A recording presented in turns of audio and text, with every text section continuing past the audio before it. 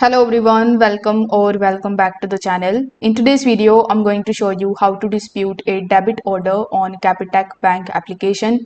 For that, first of all, you need to launch your Capitec bank application, and there on the home page you will see the transact option. So you need to click on the transact option and then select the option of debit orders. Afterwards, you need to enter your secret remote PIN to sign in. Once done, choose a debit order from the history menu and choose a reason for the dispute. Then you need to accept the agreement and further follow on-screen instructions in order to basically dispute a debit order on the Capitec bank application.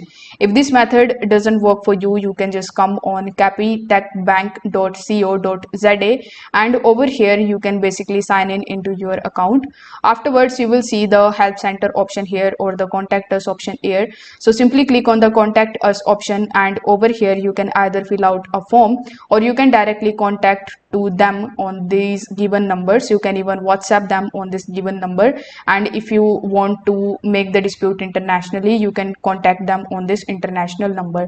There you can just ask them to dispute your debit card via application or by directly contacting them, and they are going to help you in this regard.